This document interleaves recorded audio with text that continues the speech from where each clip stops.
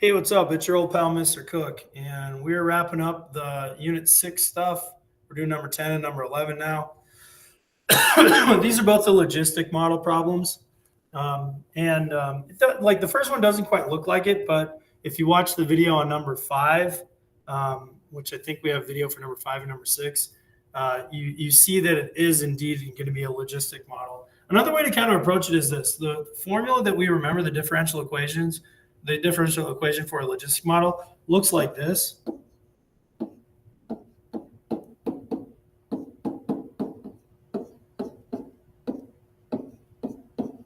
Right? And I'm going to show you that it does end up turning out to, being something like this as well, like another way to look at it. If you just simply distribute it in the KP. So if you distribute the KP into here, you end up with KP times 1, which is KP. And then you distribute in the KP to here. P times P is P squared. And then K over L gives me K over L, like that. A little minus in between. Now can you see the comparison? So let me compare that to the equation that we have currently. And you'll see it a little bit more clearly. dy over dt, let me just put it right underneath it, is equal to 0.5 times y minus 0.004 times y squared. You see the comparison here? We have a p in the top, p here, and p squared here, y in the top, y here, y squared here, and most importantly, there's a subtraction sign in between them. That makes it a logistic model. So now knowing that it's a logistic model is fine. That's good because it actually sets a lot of this stuff in motion. But we got to remember a couple of things. Number one, that this is the pattern that we know. So let me convert it to y's and t's. dy over dt is equal to k times y times parentheses 1 minus k over L. Sorry, y over L. And then that turns into the following. Y equals L over 1 plus c times e to the negative k times t. Okay? So the problem is this. We need to convert this logistic model, and we know it's logistic. We need to make it look like that, okay? Because then we can tell what our carrying capacity L is going to be, and then also what our growth rate is going to be, K. All right, so let's reformat this thing, and if you watch the Unit 5 video, you know exactly what I'm going to do. I want to make that 1 first, so I'm going to factor out 0.5y for both of these terms, okay? So if I take out a 0.5y from both of them, 0.5y divided by 0.5y is 1. And then if I divide this by 0.5y, one of the y's cancels out, leaving me just with this decimal number. Now, if I do that decimal number on my calculator, I end up with 0.008. And then the last thing is I got to get L, the carrying capacity in the denominator. So convert that decimal to a fraction. You get 1 over 125. You can use your calculator. I haven't been using my calculator, darn it. Okay, so 0.004 divided by 0.5 gives you 0.08. And then remember that you can convert any decimal to a fraction using your calculator. See 1 over 125. There you go. And then I can rewrite that y times 1 over 125 as y over 125. And now it's perfectly in this form over here. You can tell me everything that I need except for the c value. Like the k value is 0.5, so I can rewrite this. So here's my differential equation, right? Now I can write the general equation and do all the other stuff that I need from this as well. So here's my general equation. Y is going to be equal to L. So L is going to be, let's see, in the denominator, that's this, 125. So 125 over 1 plus C. And C is what it is. We don't know what it is just yet. We get that from an initial condition. And then our K value, the growth rate, is going to be that number that's up front, 0.5. So C times e to the negative 0.5 times t. So here's our general equation from, all of this. And then from here, we'll be able to find a bunch of other stuff. All right, let's see. So part A says, what is the size of the population? The size of the population, let's read through the problem first, I guess, because I was just kind of obsessed with the differential equation. I didn't read through the problem. A virus spreads throughout a population according to the logistic differential equation given, where Y is the number of people in the community who have been infected by the virus. Well, you need to know a little bit about like how a logistic model works. A logistic model, this L value that we get is called the carrying capacity. That's like the maximum number that you can get. So if there's a virus in this whole thing that's spreading to a population, the most number of people that can get the virus is, it's the population. So this population is the carrying capacity. So L 125 is our population. So 125 people is the population, the maximum number of people that can get the virus. If one person was initially affected at t equals 0, that's an initial condition. So 0, 1. Then find the solution for the differential. Well, I already found the general solution. That's this. So to solve the whole thing, I got to find, that value c. So what I'm going to use is my initial condition, 0, 1, to do part B. So for part B, if I plug in 0 for t and 1 for y, 1 is equal to 125 over 1 plus c times e to the negative 0.5 times t. And t in this case is 0. Well, 0 times negative 0.5 is 0, so I get e to the 0. And e to the 0 power is 1, and then c times 1 is just c. So like that initial condition basically just gets rid of the exponential part, and now it's just up to me to solve for c. But how do I solve for c? C is in the denominator. Everything else is constants. Well, you might have learned this back in algebra. All you got to do is just turn that 1 into a fraction, 1 over 1, and then cross multiply. That's how you solve it. So multiply this part over here, multiply this part over here, and I get 1 times 1 plus c is equal to 1 times 125, okay? So that allows me to solve for c because, 1 times 1 plus c is 1 plus c. 1 times 125 is 125. So if I subtract 1 from both sides, c is equal to 124. So that gives me the missing part of my particular solution. So 1 plus 124, e to the negative 0.25 t in the denominator. Okay, so that's part B. I've just solved for the whole differential equation, and that does that. Next, part C. At the time when the virus is spreading the most quickly, how many people have caught the virus? So this is interesting. When it says spreading the most quickly, that is, well, all right, you know what? We're going to do part E and start filling stuff in, okay? First, so a general logistic model with a positive K value, in the differential model looks like this, okay? It kind of like has an S shape where it passes through the x-axis or the y-axis, and then it goes up to a certain point, and then it kind of just levels off. And that certain point that it levels off at, that is the carrying capacity. So while I'm doing part E, I found the carrying capacity is 125. That's the top value right there, okay? And since this is a word problem, you also want to make sure to label your axes, okay? So like on the y-axis, that's going to be the number of people that are infected by the virus. So infected, this is in people. And then our x-axis is going to be time. And this is in terms of t equals 0. At what time? It doesn't say days or anything, does it? Oh, yeah, here we go. Finally, here's a day. So it is in terms of days, I believe. Yeah, and it says it at the beginning, doesn't it? Time and days. Okay, so there's a couple other coordinates you can start labeling. Like it says that initially there's one person that is infected at time t equals 0. So t equals 0 happens right at the x-axis. So that means that this coordinate right here, that y value is going to be 1 when time t is equal to 0. Okay, so now let's start defining some more stuff on here, okay? So when it says at what time is the virus spreading the most quickly, so the graph goes from going concave up to concave down. And at that point where it changes, that inflection point, that's actually when the greatest amount of change or greatest increase happens at that inflection point. Because watch what happens if I start drawing tangent lines. It's like 0, it's going a little bit positive, more positive, most positive, and then it starts to decline on the amount of like tangents. Okay, so the increases are decreasing after that point. So the spread and where the virus is spreading the most is when it has the greatest increase. So it's going to happen right here at this point, at this inflection point. And here's what's interesting about it. That inflection point is going to happen exactly at half of the carrying capacity. So if the carrying capacity is 125, half of that is going to be 62.5 people, okay?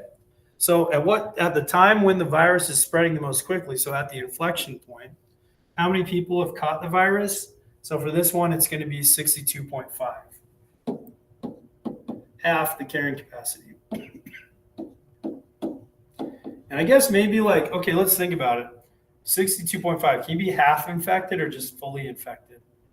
You can't be half infected. I think you can only be infected or not. So I'm going to say that a person is not infected if they're half infected. So we're just going to say 62 people have caught the virus at this point.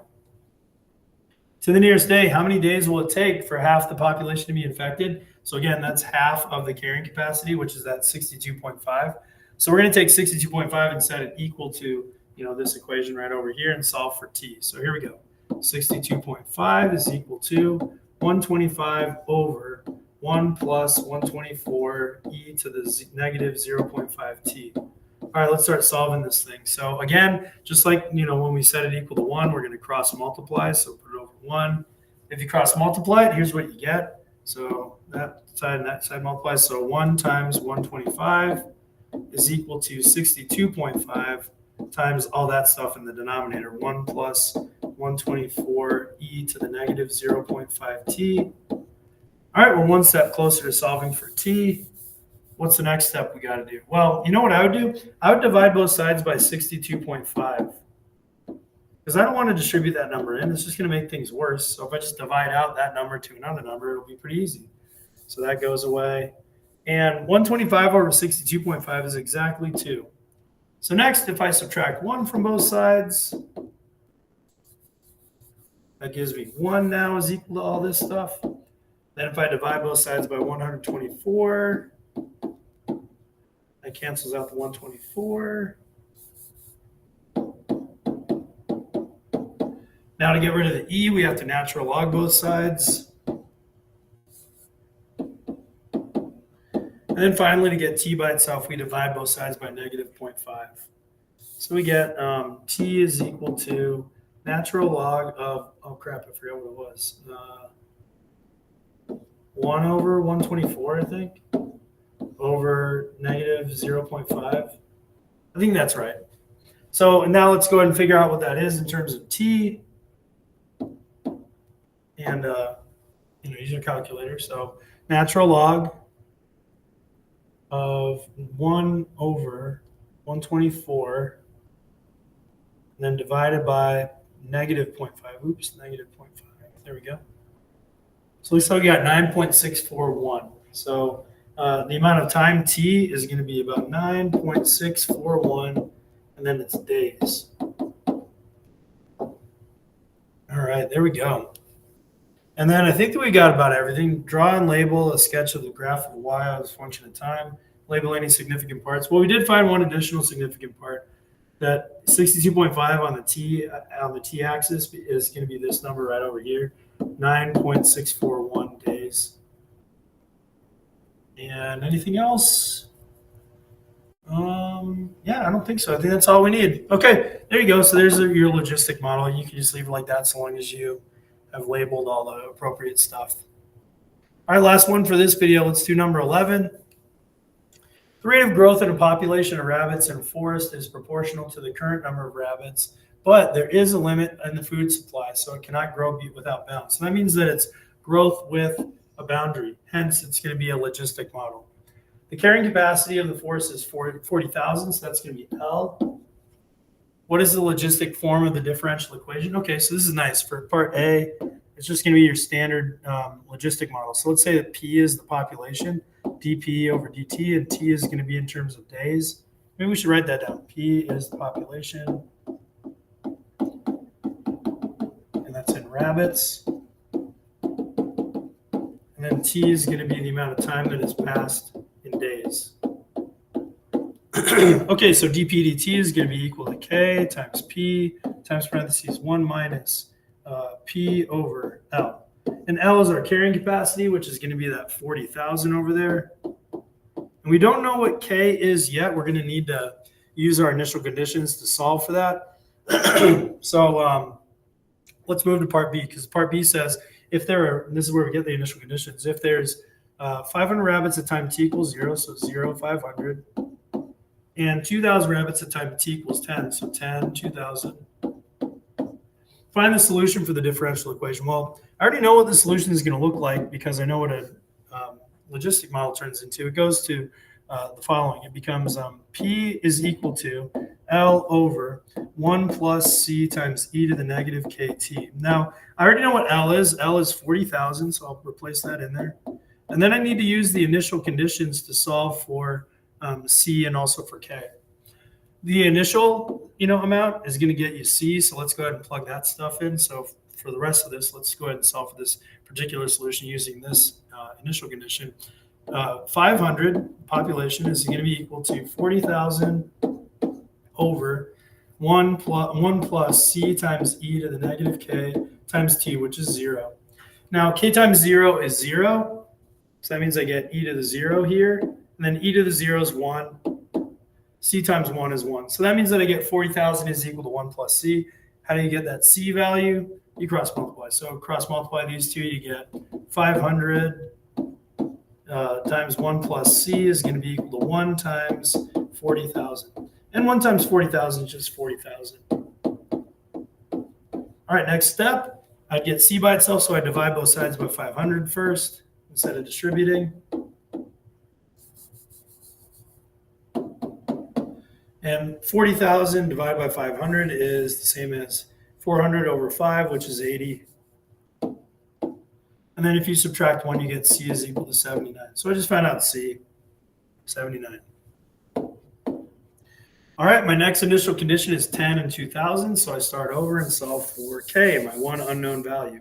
So using the solution for the logistic model, part B, I do P, which is 2,000, equals 40,000 over 1 plus 79 times e to the negative k times t. Okay, so to solve this, I need to get k by itself. I can't do any simplification in the denominator, so I just cross multiply. So I get 2,000 times 1 plus 79 e to the negative kt is equal to 1 times 40,000, which is 40,000. Then I divide both sides by 2,000.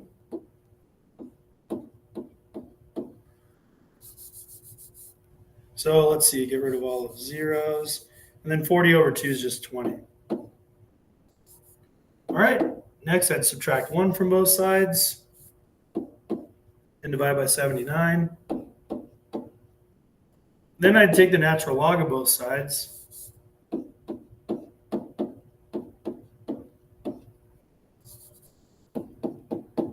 And then the t value, oops, I didn't even put the t value in, right, did I? It's 10. I guess I didn't need it up until now. So negative 10t, there we go. Or negative 10k, sorry. Gosh. Then we divide both sides by negative 10. And we've got our k value. It's like that, okay? So let's replace that in there. E to the negative natural log 19 over 79 over negative 10 times t. There we go. There's our full particular solution to the differential. And let's replace the k value in here as well. So k is going to be the natural log of 19 over 79 over negative 10. There you go. Okay, so we've got c and k. So I've got the full differential equation and the full solution. Now let's answer the other questions. C, to the nearest day, how many days will it take for the population of rabbits to reach 20,000? So 20,000 is what we're going to plug in for P.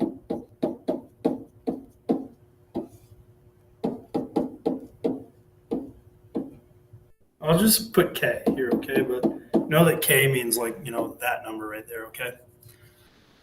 Okay, so if I cross multiply on this one, I get 20,000 times 1 plus 79 e to the power of negative k times t.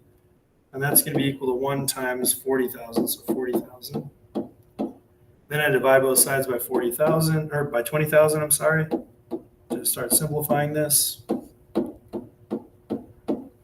So those go away. 40,000 over 20,000 is just 2. And then I subtract 1 from both sides. divide by 79. And then I take the natural log of both sides. So that's going to be negative k, and we know what k is, so I'll start writing it in. Negative of natural log of 19 over 79 over negative 10 times t is equal to 1 over 79. Okay, and then we've got I did the natural log of both sides. The natural log of 1 over 79. There we go. All right, now we got to get t by itself. So since it's just multiplying by this big number here, I just divide to get t by itself. So t is going to be equal to natural log of 1 over 79 over like all of that stuff. My gosh. Negative natural log of 19 over 79 divided by negative 10. All right, let's see what we end up getting approximately for this one. All right, boy, that's going to be a lot to type in. All right, natural log 1 over 79 divided by parentheses negative natural log of 19 over 79 and then divided by negative 10, close parentheses, and enter. So you get about 30.663. And then what are the time units again? I've already forgotten. Days. So that's about how much time it's going to take to reach the population of 20,000. At what time is the population of rabbits growing the most rapidly? So growing most rapidly, let's start doing our graph for that one because we already have to do it in part E. So we graph out our logistic model, kind of like looks like an S, sort of like this. And then we have like our carrying capacity at the top here and our inflection point right there in the middle. All right, so let's start putting some of these together. I'm going to use red to label the axes. So the x-axis, the horizontal axis is going to be time in days. And then the y-axis is going to be population. That's going to be in rabbits. All right, so the carrying capacity is 40,000. I'll do those in green so it's a little easier to see them.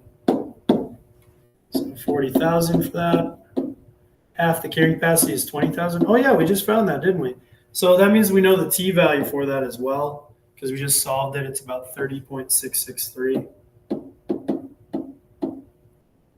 And then the initial condition was 0, 500. We should label that one. So at 0, it's 500 right there. And what the heck, maybe we could even do the other one, 10 and 2,000. So like maybe 10 would be like right there. So that coordinate, maybe that'd be like 2,000 or something. There you go. So that's like all the coordinates that we have. That's kind of overachieving, but it is what it is. So what time is the population of rabbits growing at its most rapid? Well, remember that happens at this inflection point right over here. So it's like, half the carrying capacity, and we conveniently solve for that in letter C. So it's going to be at 30.663 days. So that's the answer for that one.